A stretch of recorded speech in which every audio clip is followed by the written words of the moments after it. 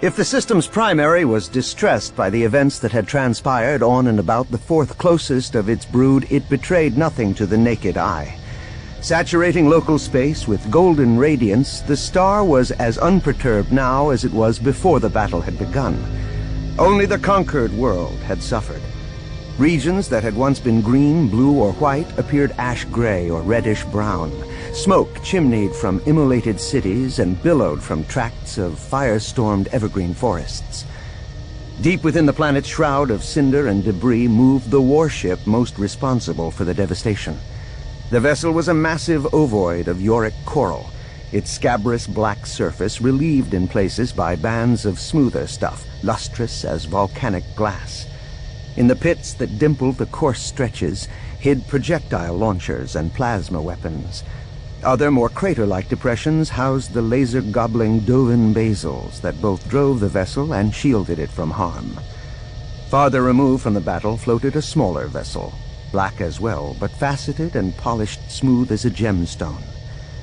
From a roost in the underside of its angular snout, a gaunt figure cross-legged on cushions beheld these sights without cheer or regret. Necessity had engineered the destruction. What had been done needed to be done.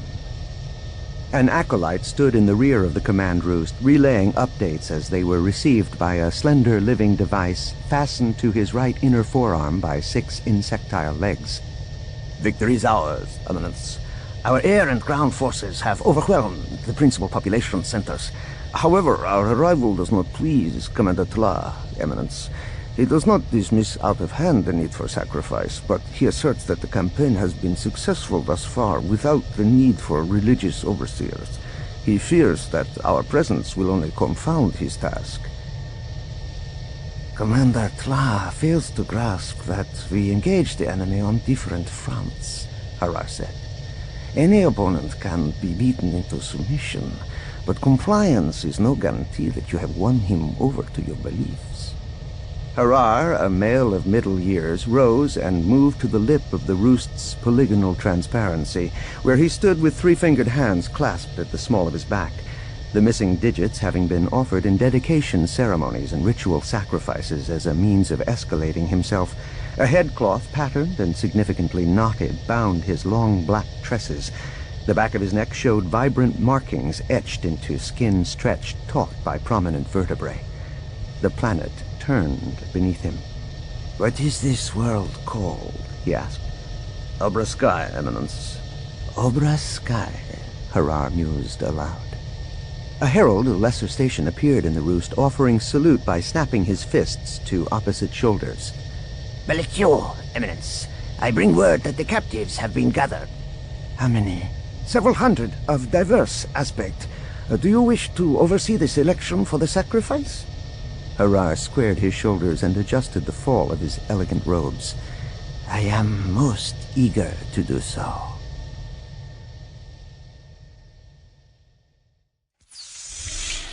The door's diaphanous seal opened on an immense hold packed to the bulkheads with captives taken on and in the skies above Obra Sky.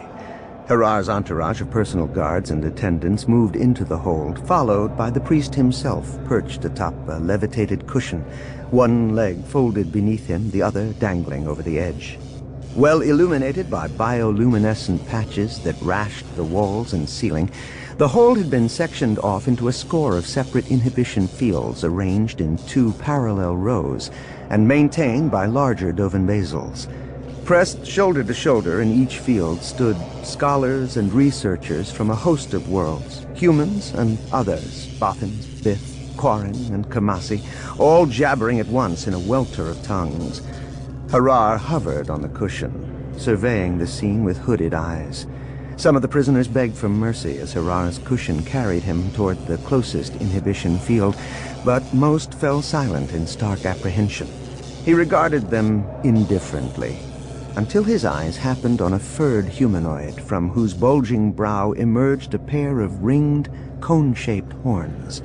Bare hands and feet were hardened by physical labor, but the creature's limpid eyes belied a deep intelligence. The humanoid wore a sleeveless sack-like garment that fell raggedly to the knees. What species are you? Harrar asked in flawless basic. I am Gotal. Harrar indicated the sackcloth. Your attire befits a penitent more than a scholar. Which are you? I am both, and I am neither, the Gotal said with purposeful ambiguity. I am an Hakig priest. Harrar twisted spiritedly on the cushion to address his retinue. Good fortune! We have a holy one in our midst. His gaze returned to the Gotal. Tell me something of your religion, Hakig priest. What interest could you have in my beliefs? But I too am a performer of rituals. As one priest to another, then. We Hakig believe in the value of simple living, the Gotal said plainly. Yes, but to what end? To ensure bountiful harvests? To escalate yourself? To secure a place in the afterlife? Virtue is its own reward. Harrar adopted a puzzled look. Your gods have said as much? It is simply our truth, one among many. One among many. And what of the truth the Yuuzhan Vong bring you? Aver that you recognize our gods, and I may be inclined to spare your life. The Gotal stared at him dispassionately. Only a false god would thirst so for death and destruction. Then it's true. You fear death. I have no fear of a death suffered in the cause of truth, the alleviation of suffering, or the abolishment of evil. Suffering? Harrar leaned menacingly toward him. Let me tell you of suffering, priest.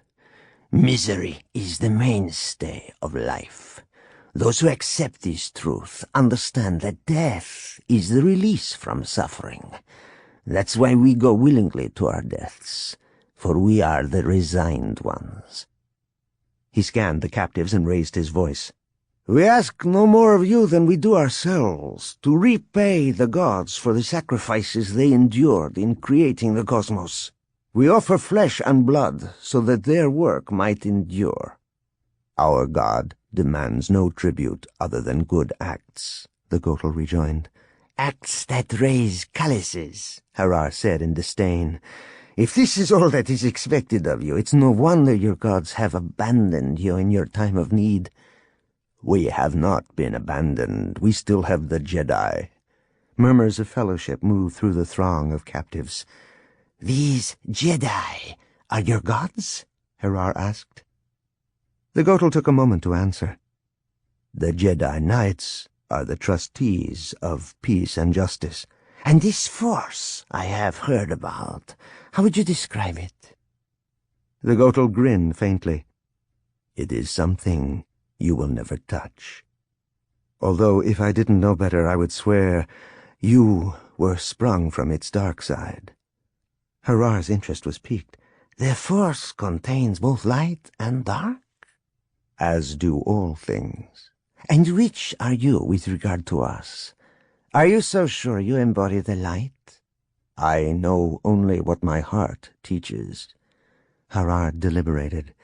Then this struggle is more than some petty war. This is a contest of gods in which you and I are but mere instruments. The Gotal held his head high.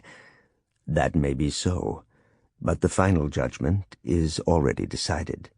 Harrar sneered.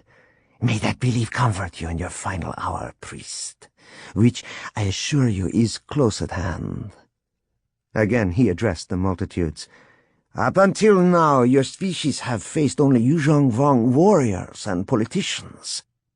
As of today, know that the true architects of your destiny have arrived. He beckoned his entourage forward. This force is a strange, stubborn faith. If ever we're to rule here, we need to understand just how it binds these myriad beings together.